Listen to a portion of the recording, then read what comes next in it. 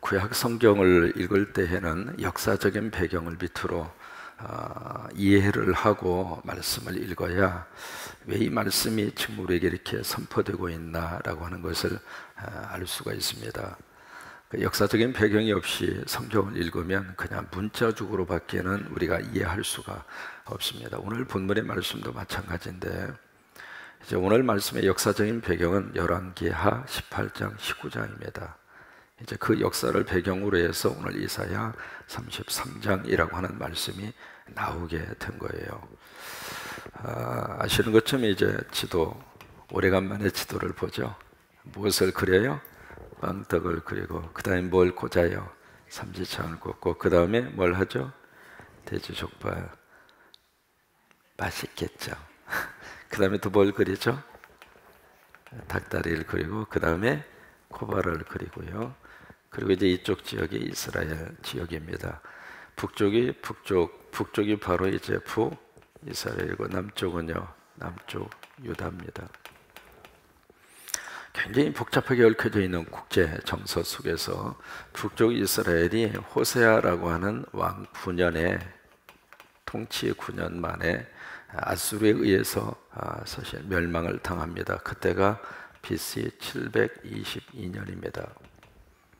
그래서 북쪽 이스라엘이 여기에 있었던 아수르에 의해서 망한 다음에 그 다음에 이쪽을 통치하고 있었던 왕이 누구냐면 히스기야입니다. 이 히스기야라는 왕은 이쪽 남쪽 유다의 13대 왕이에요. 13대 왕이고 그 앞에 히스기야의 아버지가 누구냐면 아하스입니다. 아하스라고 하는 왕이 히스기야가 이제 그 앞서서 왕인데, 이 아하스라고 하는 왕이 남쪽 유다의 12대 왕이에요. 왕인데 아하스라고 하는 사람은 나이 20살 때 왕의 자리에 올라가요. 올라가서 16년 동안 남쪽의 유다를 통치합니다. 통치하는데 이분이 이제 통치하던 시절에 무슨 사건이 벌어지게 됐느냐면, 여기 이제 에돔이라고 하는 나라가 있습니다. 주변 국가 중에 이 에돔이라고 하는 나라가 남쪽 유다를 공격해 들어와요. 공격해 들어오는데 그 에돔의 공격 앞에서 이 아하스, 이 왕은 어떻게 하면 우리나라가 살 수 있을까 이렇게 생각하다가 바로 위에 위치하고 있는 아수르라고 하는 제국에 도움을 요청합니다. 도움을 요청을 해서 이 아수르 제국이 이 유다에 들어와서 이 에돔을 이렇게 막아주는 일을 해요. 막아주는 일을 하는데 참 묘합니다. 여러분, 주변에 있는 나라가 우리를 도와주는 이유는 도와줄 만한 이유가 있으니까 도와주는 거예요. 순수한 동기에서 도와주는 나라 있어요, 없어요? 없습니다. 그러니까 어떤 일이 있어도 우리가 믿을 것은 미국도 아니고요, 중국도 아니고요, 러시아도 아니고요, 일본은 더더군다나 아니고요. 우리가 믿을 수 있는 사람은 누구예요? 한민족이면서 하나님이세요. 우리 민족끼리 똘똘 뭉쳐야 돼요. 그렇지 않으면 요새의 도움을 우리가 받는 순간에는 달콤하죠. 그 도움이 우리에게 도움이 되기도 하죠. 그러나 그들의 마음속에는 자국에 대한 이익이 먼저란 말이에요. 그것을 놓치면 안 돼요. 어떤 일이 있어도. 그러니까 남쪽의 유다가, 아하스가 이 에돔의 위기 앞에 아수르를 끌어당겨서 그 위기를 모면하는 것까지는 좋았을지 몰라도 그 다음에 이 아수르가 유다를 영향력을 미치기 시작해요. 그래서 결국 이 아하스라고 하는 왕은 이 아수르의 그늘을 벗어나지를 못합니다. 벗어나지를 못하면서 그게 이제 어느 쪽으로 이렇게 변질이 됐느냐면 종교적인 문제로 확 하고 바뀌어진 거예요. 그래서 결국 아하스는 계속 우상 숭배 쪽으로 이제 계속 방향을 틀게 되는데, 뭐 바알 숭배는 뭐 저리 가라 하고 흰놈의 골짜기에서 자기의 자식을 번제로 바치는 그 제사까지 서슴지 않고 행할 정도로. 그러다가 이 아하스가 20살의 왕의 자리에 올라가서 16년 동안 통치하고 나서 36세 세상을 떠나요. 너무 일찍 세상을 떠나잖아요. 그리고 이제 아버지가 죽은 다음에 아들이 그 대를 이어가는데, 그 아들이 몇 살 때 왕이 되느냐면 히스기야가 25살 때 왕이 됩니다. 계산을 하면 아하스가 11살 때 아들을 낳은 거예요. 굉장히 빠르죠. 11살 때 아들을 낳은 거예요. 그래서 25살 때 히스기야가 왕이 돼서 몇 년 동안 통치를 하느냐면 29년 동안 통치를 해요. 통치를 하는데 이 히스기야는 누구 말을 참 귀담아 들었느냐면 히스기야 당시에 하나님의 종으로 사역한 사람이 이사야하고 미가입니다. 이 하나님의 종들의 말씀을 아주 경청을 했어요. 여러분, 주의 종의 말씀이 나에게 들리는 것은 하나님의 축복입니다. 주의 종의 말씀이 하나님의 음성으로 들리는 것은 하나님의 거룩한 역사와 능력이 시작이 됐다, 그 말이에요. 그러니까 히스기야 이 마음속에 아버지를 보면서 야, 저렇게 하니까 망하는구나, 저렇게 하니까 하나님의 진노를 받는구나. 아버지를 보면서 자식이 정신 차린 거예요. 그래서 히스기야가 가장 먼저 한 것이 바로 뭐냐면 그 주의 종들의 말씀을 따라서 히스기야가 가장 먼저 한 것이 바로 종교개혁입니다. 그래서 열왕기하 18장에 보시면 히스기야가 가장 먼저 나타나서 한 일이 바로 뭐냐면 모든 그 민족 안에 있었던 우상들을 전부 다 쳐부숴버린 거예요. 특별히 모세의 노뱀 사건이 있었잖아요. 그 노뱀을 그때까지 섬겼어요. 섬겨서 그 노뱀을 그냥 완전히 산산조각을 다 내버리고, 그러니까 하나님 외에는 그 어떤 우상이라 하더라도 성전에 들어오지 못하도록 철저한 종교개혁이 일어난 거예요. 여러분, 지금도 마찬가지입니다. 여러분 교회 안에 하나님이 기뻐하지 않는 우상들은 전부 없애버려요. 하나님이 기뻐하지 않는 어떤 전통이라든지 어떤 우상이라든지 형식이라든지 이거요, 하나님께서 기뻐하지 않아요. 가장 중요한 복음 위에는, 예수 그리스도 위에는, 진리 위에는, 성령 위에는 교회에서는 하나님이 기뻐하지 않는단 말이에요. 철저하게 히스기야가 그 종교 개혁을 단행을 해요. 단행을 하는데 거기서 뭐라고 평가를 하는가? 이 히스기야는 그 어떤 열조의 왕들과 다르게 그의 왕의 길을 걸었고, 또 하나 거기에 독특한 하나님의 표현이 있습니다. 그것이 바로 뭐냐면 다윗의 왕의 길로 행하더라, 이 말이에요. 이게 히스기야예요. 그러니까 이 아하스 자기 선조 왕 때는 아수르의 조공을 바치고 아수르를 섬기고 그랬는 히스기야는 철저하게 아수르를 배반한 거예요. 우리 힘으로 살겠다. 당신들 도움 받지 않아도 우리는 하나님의 도움을 받아서 하나님의 능력으로 우리가 살 것이다. 그러니까 당신들 이제는 말 그대로 꺼져! 그런 거예요, 이제. 그러니까 아수르가 열받친 거죠. 열받치니까 이 아수르가 가만히 있겠어요. 왜? 아수르라고 하는 이 나라는 제국, 다시 말해서 패권 국가란 말이에요.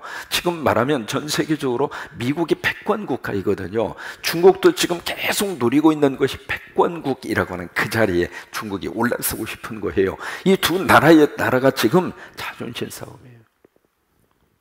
이제 그것을 알면 왜 미국이 군함을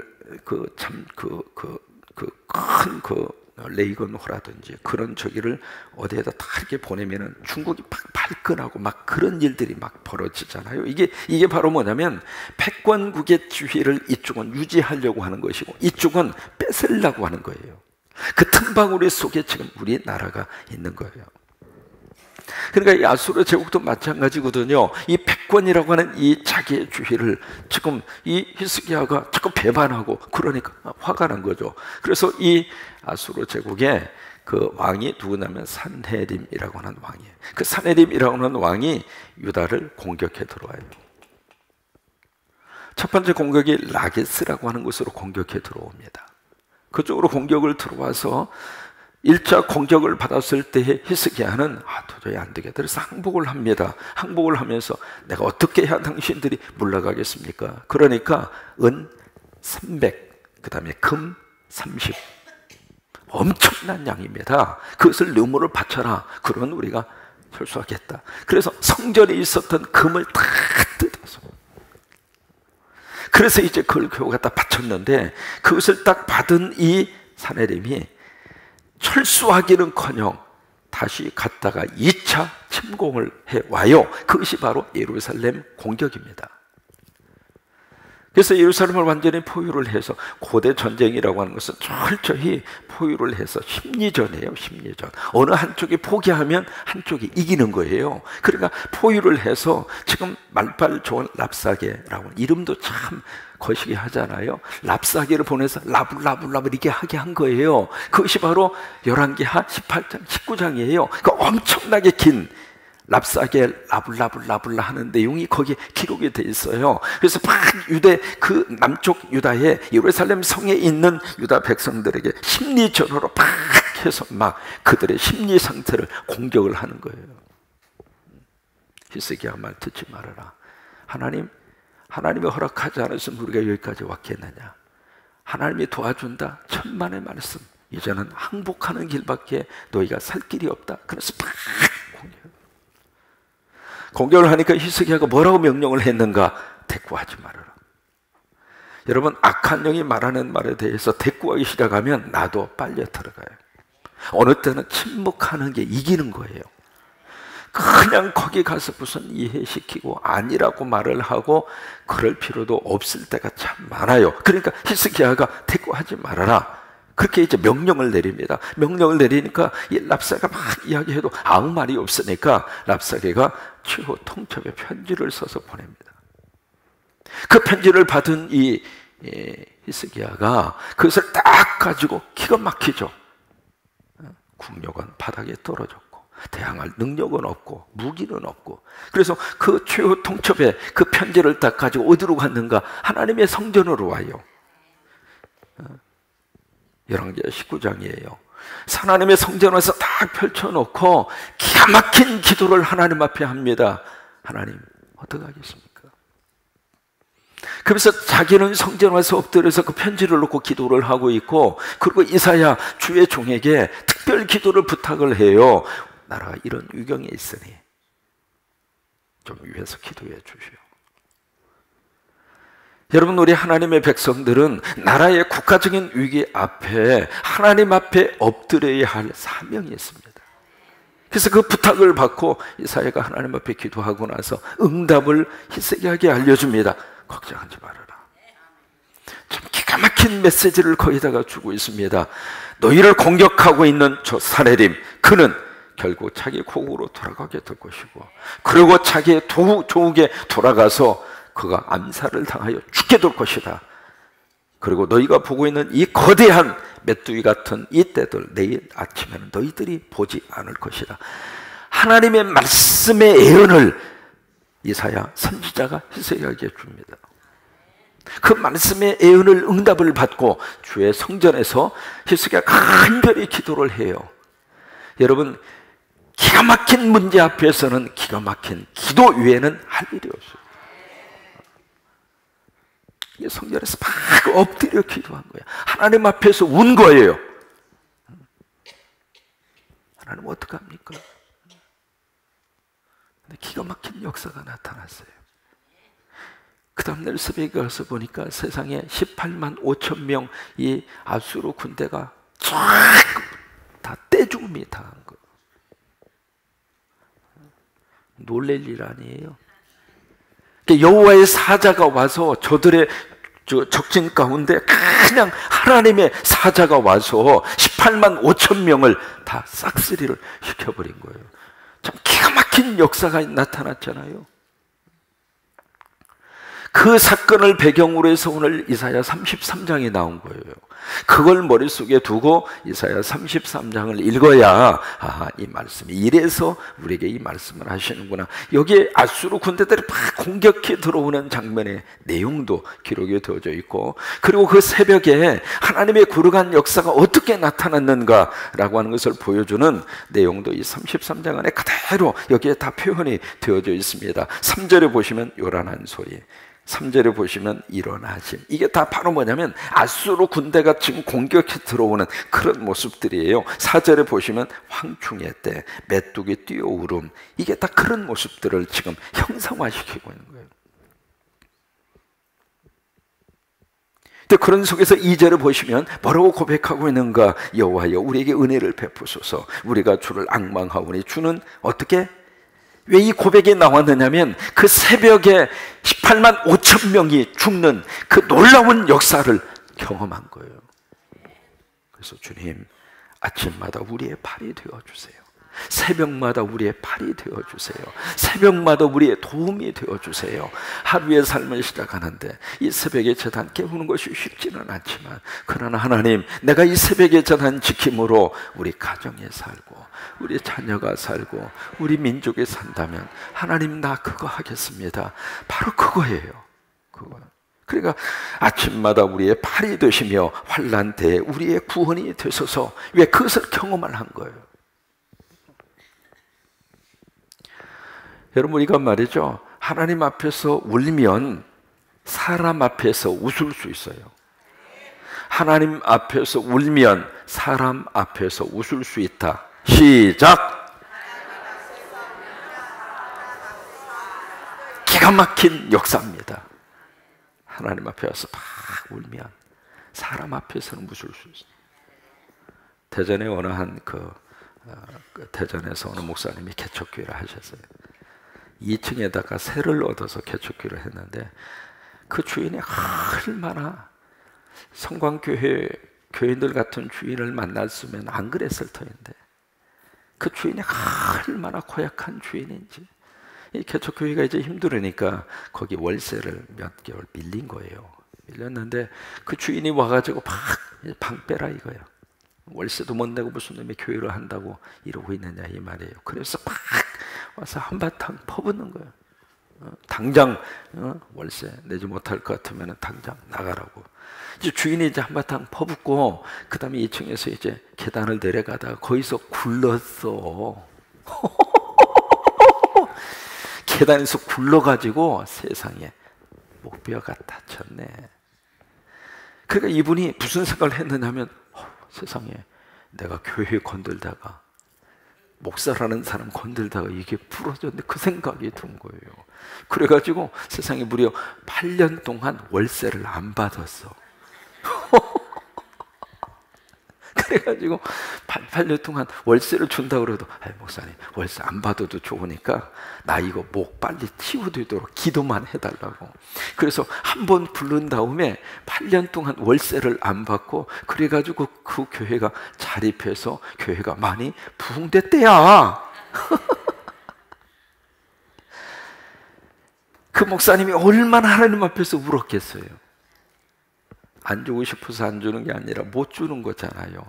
헌금이 없으니까, 재정 능력이 안 되죠. 그러니까 하나님 앞에서 얼마나 울었겠어요. 그 울으니까 꼭 그렇게 연결시킬 필요는 없지만, 그러나 결과적으로 보면 굴러가지고 이게 나가서 어쨌든 그 교회가 일어나게 그렇게 됐잖아요. 아전인수격으로 해석한다 할지 모르지만 어쨌든 결과적으로 그렇게 됐단 말이죠. 그래요. 우리가 말이죠, 하나님 앞에서 울면 사람 앞에서 웃어요. 히스기야가 그랬어요. 하나님 앞에서 막 울으니까 사람 앞에서 웃게 하나님이 만들어 주시더라 이 말이에요. 그러면서 오늘 여기에 중요한 구절 가운데 하나가 6절입니다. 6절에 보시면 내 시대에 평안함이 있으며, 참 기가 막힌 하나님의 축복이잖아요. 내 시대가 바로 누구 시대냐면 바로 히스기야라고 하는 이 왕이 통치하던 그 시대에 평안함이 있을 것이며, 이 히스기야라고 하는 이름의 뜻이 참 너무나 귀한 뜻을 가지고 있어요. 무슨 뜻을 가지고 있느냐면 여호와는 힘이다. 이게 히스기야라고 하는 뜻이에요. 해보실까요? 히스기야, 여호와는 힘이다. 다시 한번, 여호와는 힘이다. 히스기야. 제가 히스기야 하면 해석을 하세요. 히스기야. 참 눈치가 이제 빨라졌어요. 여호와는 힘이다. 그래요. 그러니까 그 이름이거든요. 그 이름처럼 여기 하나님이 네 시대에 평안함이 있게 될 것이다. 이제 그 약속의 말씀을 하시면서 그 다음에 6절에 계속 보시면 구원과 지혜와 지식이 어떻게 해요? 풍성할 것이고, 그 다음에 여호와를 경외함이 누구 보배예요? 네 보배이다 이 말이에요. 하나님을 경외하는 것이, 하나님을 섬기는 것이, 하나님을 예배하는 것이, 하나님을 믿는 것이 너의 보배다. 네 보물이다 그 말이에요. 그래서 우리가 다시 한번 우리가 이렇게 받을 수 있습니다. 우리가 하나님 믿고 예수 그리스도 믿고 사는 것이 최고의 행복이다. 최고의 보석을 내가 가지고 있는 것이다. 그 말이에요. 조지 베버리 쉐어라고 하는 젊은 가수가 있었어요. 아주 가창력이 뛰어났고 노래 실력이 좋았고, 그 실력을 인정을 받고 시카고의 방송국에서 완전 고정 특별 가수 게스트로 섭외가 들어온 거예요. 우리 담비 집사님 아시지만은 방송국에 정식 고정 섭외로 들어오면은 완전히 명예를 얻을 수 있고 인기를 얻을 수 있는 가수로서는 최고의 꿈의 자리입니다. 그때 이분이 빌리그램 목사님의 크루세이드라고 그래서 전도 집회에 참석해서 은혜를 받았어요. 은혜를 받고 나니까 내가 무엇을 위해서 살까 고민하다가 이것을 하나님을 위해서 쓰자, 그렇게 결단을 한 거예요. 그러면서 내가 하나님을 찬양하고 하나님을 높여드리는 이것을 위해서 내 모든 에너지를 쏟아 부으리라. 그리고 이제 빌리그램 목사님하고 같이 전도 집회 대회를 가는 복음성가 가수로 방향을 확 바꿉니다. 바꾸서 이분이 조지 베버리 쉐어 이분이 빌리그램 목사님이 설교하기 전에 꼭 가장 먼저 그분이 부르는 찬송이 있어요. 잘 아시는 찬송입니다. 주 예수보다 더 귀한 것은 없네. 이 세상 무기와 바꿀 수 없네. 영죽을 내 대신 돌아가신 그 놀라운 사랑 잊지 못해. 세상 즐거움 다 버리고 세상 자랑 다 버렸네.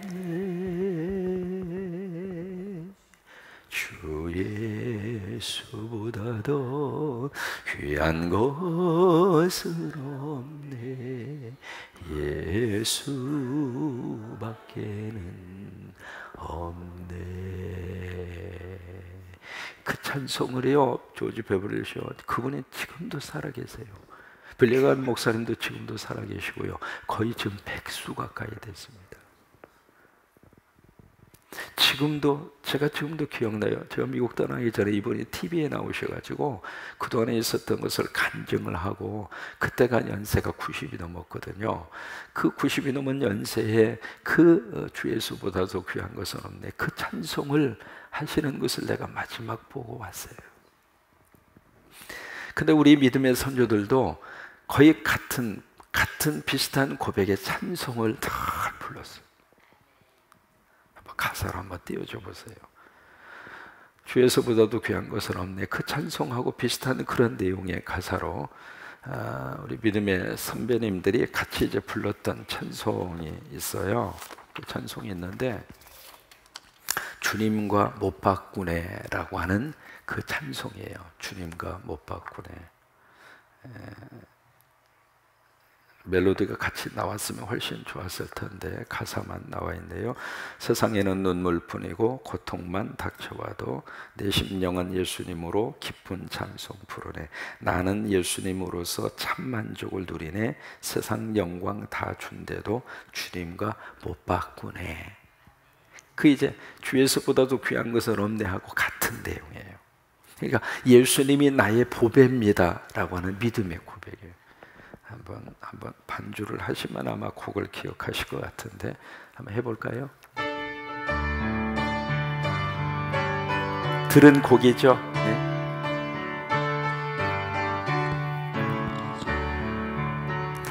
세상에는 눈물뿐이고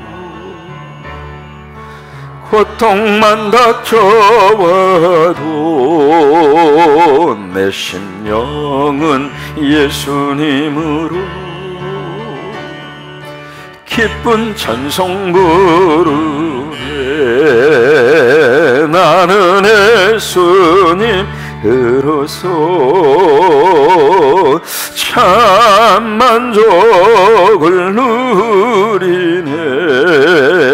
세상 영광 나 준대도 주님과 못 바꾸네. 한숨 쉬는 불행이변에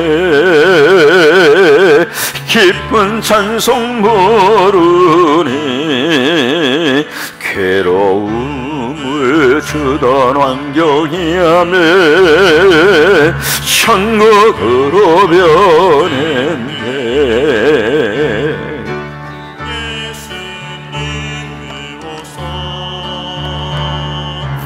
참 만족을 누리네.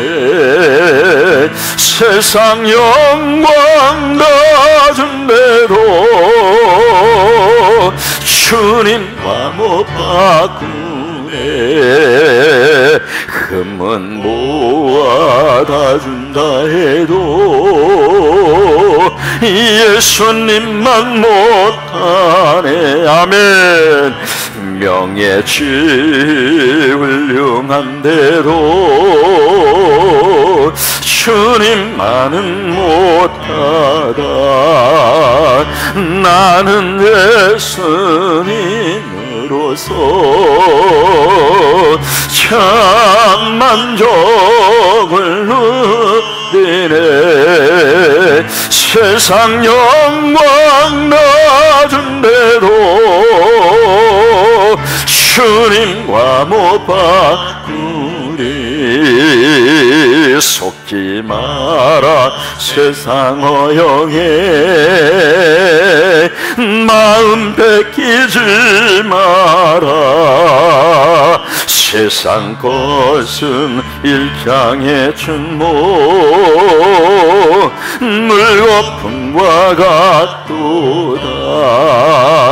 나는 예수님으로서 참 만족을 누리네. 세상 영광 낮은데도 주님과 못 바꾸네. 아멘.